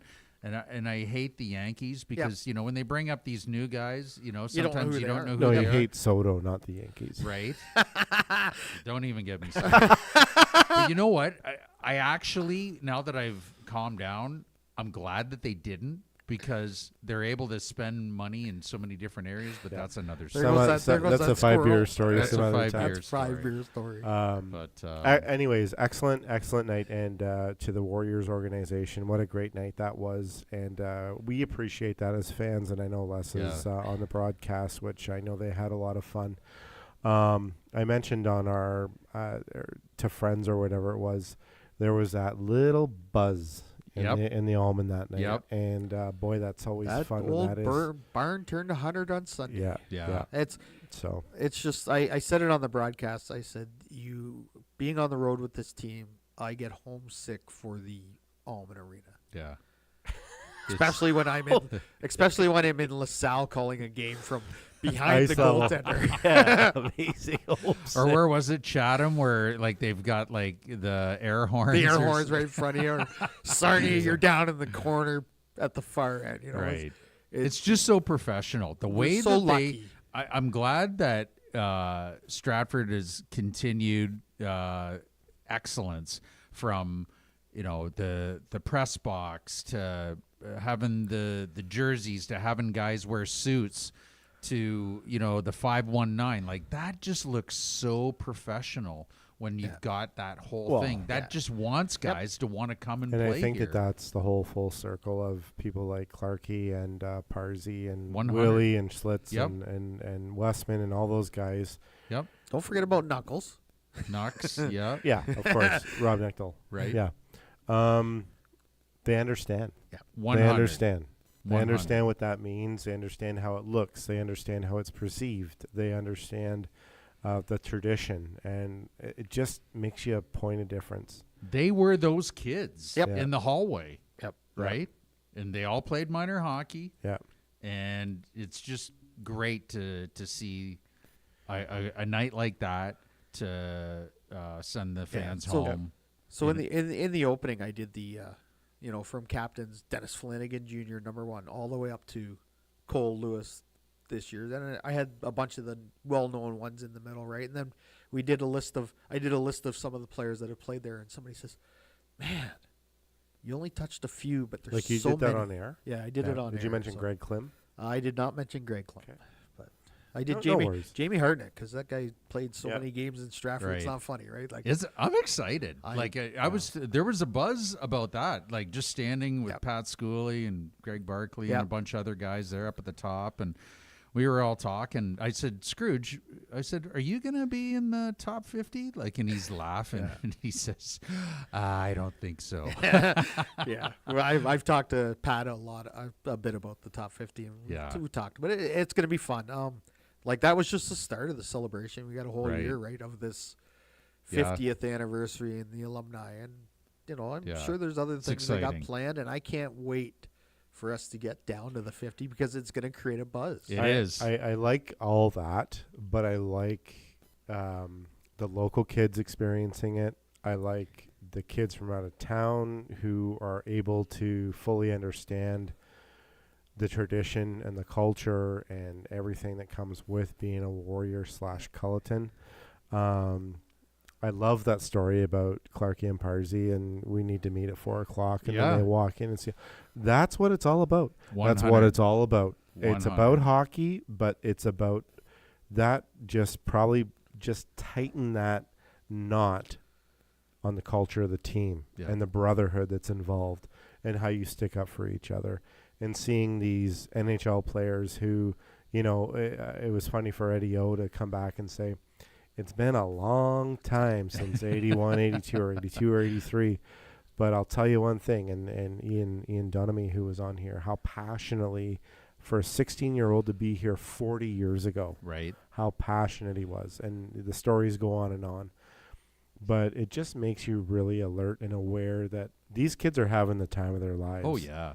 And it's so freaking cool. Yeah. Oh, it is. You're not playing. It's the best years of your life. Like even, they all talked about it. Emerson, Pronger, Olchuk. And I'm just using those guys because they're NHLers. But, not to diminish, the other guys that were sending 100%. off notes. Yep. But those guys, to have NHL guys still talk so favorably about Stratford from a long time ago, right? It's a long time ago. Like how good does Eddie look, right? Yeah. Like he's still got all his hair, and I like how he dropped the thing. There could be another old Chuck someday that goes through that barn. Chris Brooks's, I liked his, and he was right. As a Stratford boy, his was a little bit of a different Dennis experience. Williams, Dennis Williams, right? Yeah, they were great. So, all right. We got one more segment. Yeah. Maybe go over some sponsors, or do you want to wait till the end? That. Yeah. Okay. Let's go with the Urban Barber, established in 2019. 3 barbers, appointment-based, ladies and gentlemen. Our books are closed until 2025, January 7th. We appreciate your patronage, and yes, we are completely full until the new year. We wish you and yours a very Merry Christmas and clean riding into 2025. Brighter Vision Counseling, Psychology, and Wellness, providing compassionate and effective counseling services to individuals and families in need. They provide a safe and supportive environment where everyone can heal and grow. Janet Lange, broker / realtor from Stratford and surrounding area, from the Office of Home and Company, would like to wish you the Merry Christmas and a Happy New Year to you and yours. She appreciates all of her clients, friends, and family during this time of year. She has coined the phrase, putting the client's best interest first, putting the real in real estate. Janet Lange. Bentley's Bar, Inn, and Restaurant, the official bar and restaurant of the Armchair Chirpers. 20 draft beers on tap, daily food specials, fabulous place to spend the night in their lofts or executive suite. Locally owned and operated by the Bentley family. Bentley's Bar and Inn. All right, so we got one segment left. We're going to stick to the hockey side. We're not going to even... I don't want to acknowledge the other stuff. People will hear about it. I guess it's in the Beacon Herald now, so... I think that, there is an elephant in the room, and full disclosure that because there is an investigation going on, we're not going to make assumptions. We're not going to get too deep in it. I will say, though, that I love Pie, and I wasn't there. I've heard so many different things. Just to kind of set the stage, I want to preface this that violence is never a good action in any case. People that are on the ice, they sign up for that. It's a part of the game. That shouldn't go on afterwards. And like I said, we're not gonna get into it. Just to kind of set up how the game went there for last Friday night in Elora. Stratford loses 7-4. Elora, the game before in Stratford's trying to do a good thing by auctioning off their jerseys, as you guys heard us on a previous podcast. Elora, just for whatever reason, just likes to stir up a hornet's nest. One of their players would not leave the ice. Devin Didiomede had to go over there and basically said to that one clown, get off the ice. Like, we're trying to auction off these jerseys for Shelter Link as a fundraiser, and you're just being a doofus by, making a good situation bad. They go into Elora Friday night. They lose 7-4. And it was a 3-3 game going into the third period. And then all of a sudden the wheels kind of came off the cart. Tensions were running high. And to me, I'm looking at the game sheet and I'm just asking myself why you've got a 2-goal lead and you've got this clown Chad Heron out there, taking penalties. He had 2 roughing penalties. He had an unsportsmanlike penalty. Like, why is your coach sending you out there to stir up a hornet's nest? You had a 5-3 lead and then a 7-4 lead, and I'm not saying that that started the whole thing, but that situation could have been diffused a lot better. You've got the game in hand. You've got a 2-goal lead. That guy was just sent out there to stir up, shit. And it frustrates me because I know the passion that Pi has for the Irish Hockey Club. And we don't know. We weren't there. We're not going to speculate.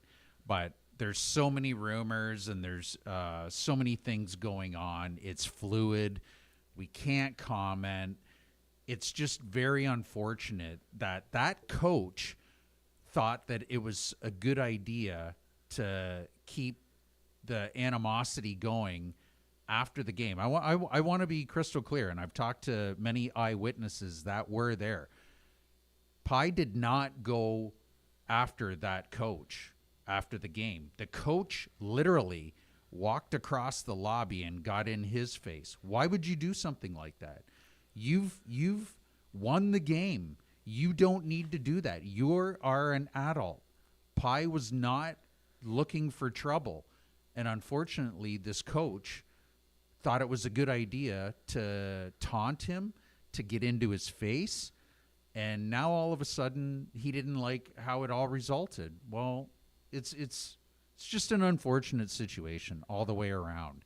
And I don't know what's going to become of this, but if anybody who's like, I was saying to Jeff and Les before the podcast, if it's minor hockey or even junior B where you've got kids involved, it's black and white, like when things get out of hand after a game.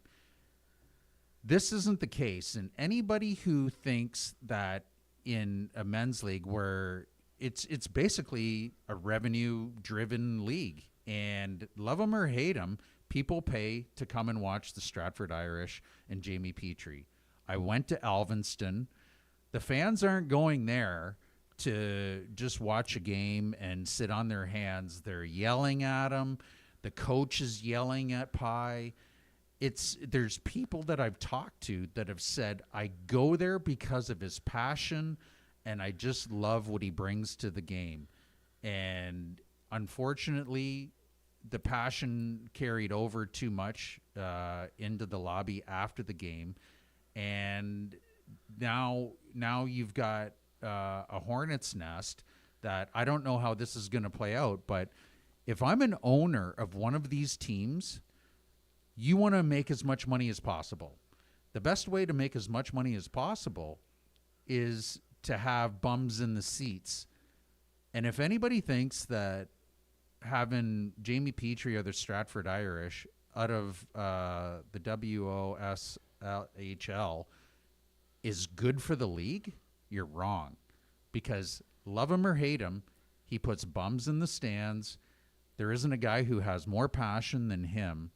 And it's just unfortunate that a bad situation escalated, and now you've got a lot of uncertainty going forward. And I love Pie. I know that he wishes he could take those 15 seconds back. I don't know where this is going to end up. Nobody does.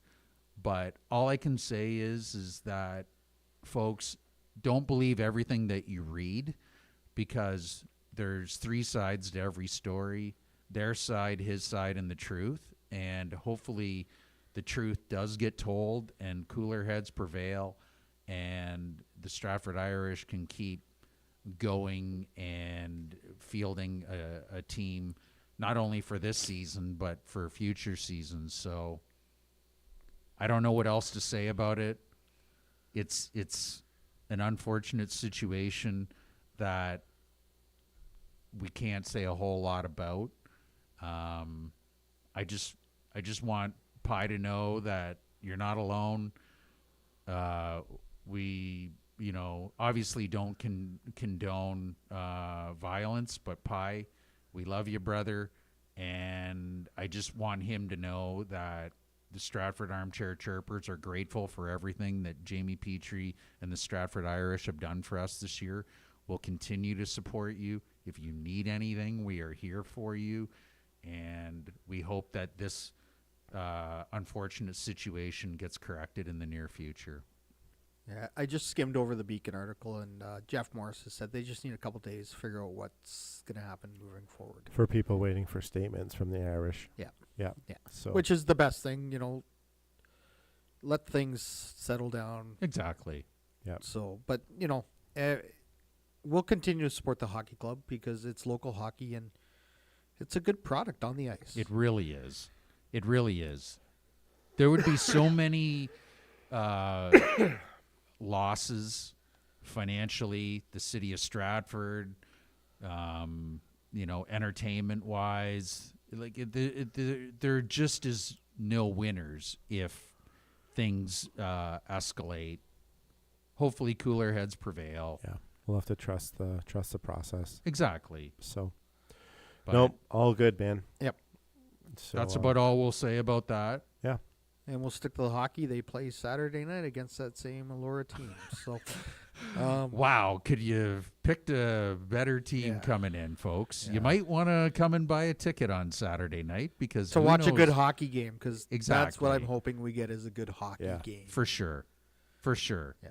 And, Because Stratford, I'll be disappointed if it's anything other than a good hockey game. I don't think it's going to be like that, Yeah. personally. They lost 2-0 the last time Allura was in town a few weeks ago, and it was a 3-3 game going into the third period, and I don't want to make excuses, but it looks like there were some questionable calls made, and shorthanded goal didn't help, power play goal. I'm sure that added fuel to the fire, but folks, this Allura team, they may be getting the better of Stratford in the last few games, but Stratford's right there with them. And so it's going to be interesting to see what happens on Saturday night. So if you're bored and you're looking for a good game to come and support, it's entertaining. And I think the garbage can's now up to, 700-800?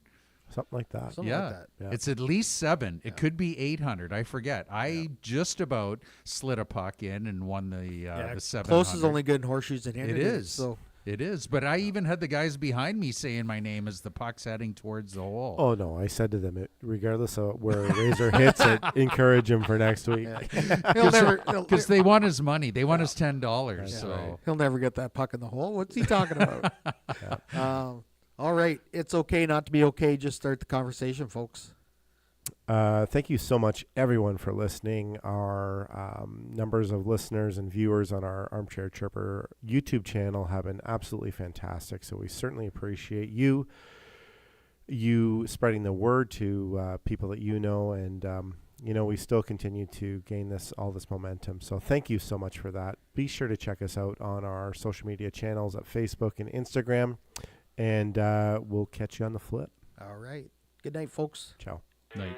Wayward mind, lovesick blind. Why do I climb these heights for you?